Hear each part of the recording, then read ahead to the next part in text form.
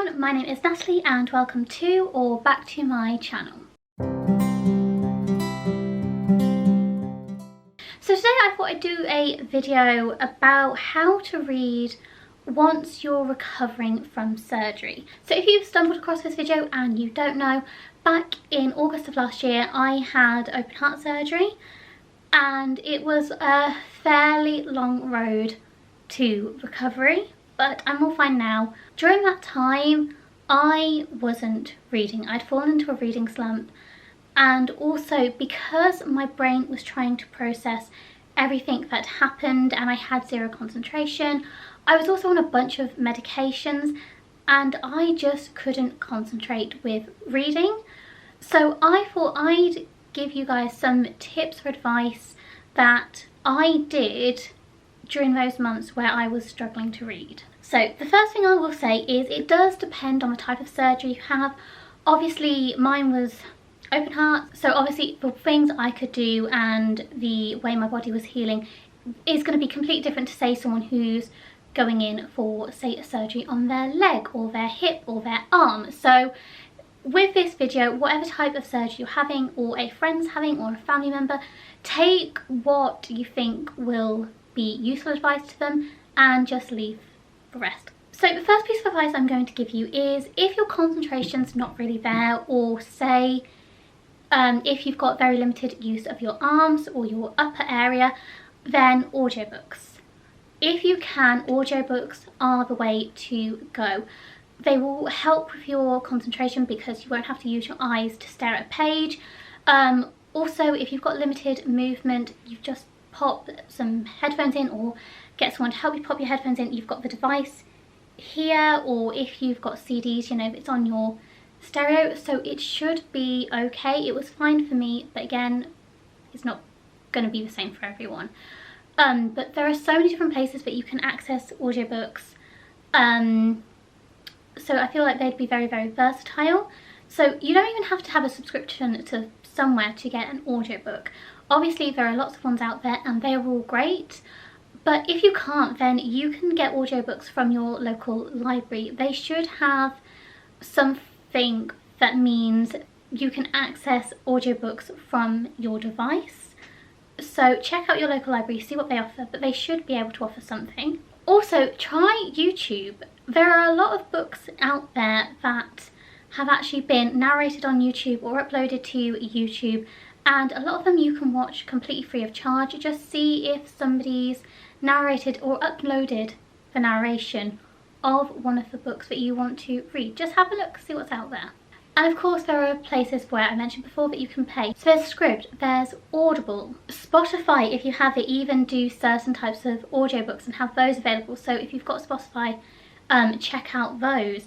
I think Apple also do audiobooks, so you can check out those if you have an Apple account. And then of course the classic way, you can also see about CD audiobooks, where you can, if you've got a CD player, you can pop it in and it will just play to the entire room, or wireless headphones or connected headphones if you've got them. So there are so many different ways you can listen to audiobooks. So have a look at what your options are and see if that will be useful to you. Another good thing would be the Kindle. So a Kindle is, if you have one, is very lightweight, so it's not as heavy as a book, so you can hold it with one arm, or if you get like a stand, you can prop it. It's so much easier to prop it up and then just tap the screen when you need to move along.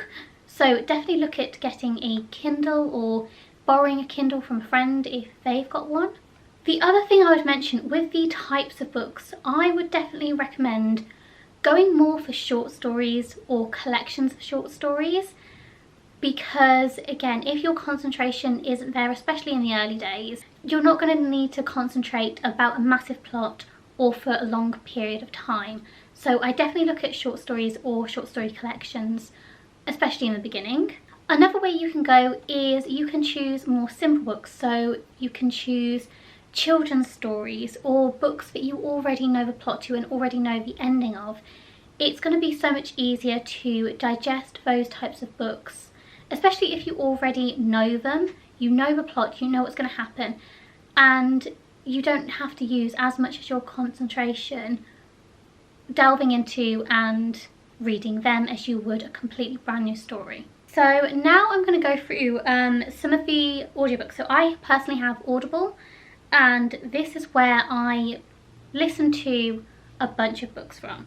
So I'm just going to load this up and I will read to you all the audiobooks that I read over those months when my concentration wasn't there. So the first book I listened to was actually Good Omens by Neil Gaiman and Terry Pratchett.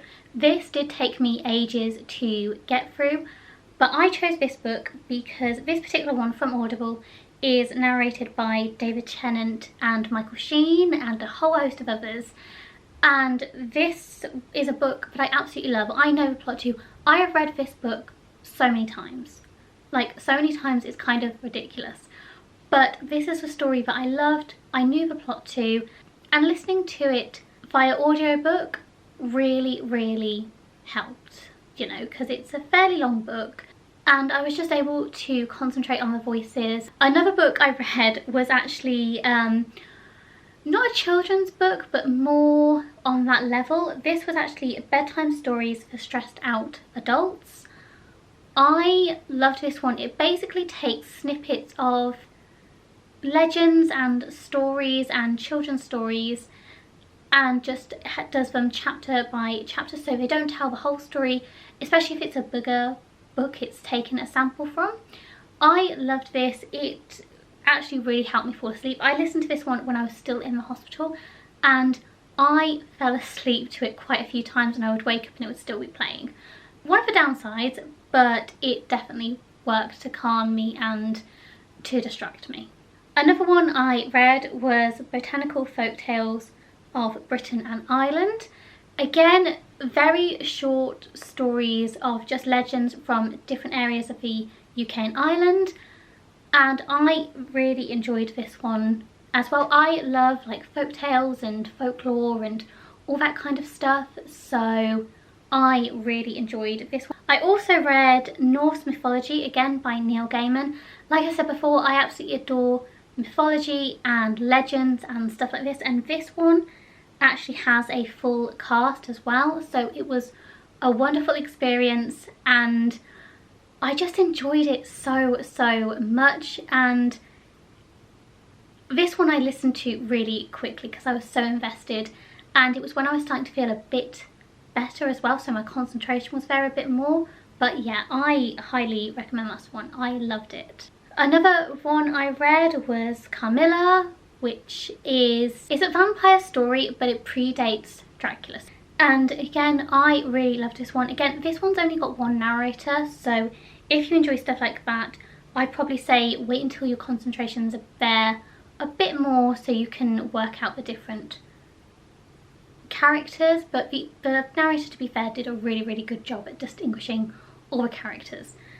But yeah, I love that one. And then the last one I listened to was actually A Christmas Carol. So this was actually in December. By then, my concentration was up a lot more. I still needed a helping hand because I was still in that bit of a reading slump bit. Anyway, I hope some of those suggestions were useful to you. I feel like I may have stated the obvious in quite a few points there, but hopefully you found something of value in this video. If you are going for surgery soon, or you know someone going for surgery soon, then I wish you all the best. It's never pleasant, no matter what the surgery. Thank you so much for watching. I'll see you later. Bye!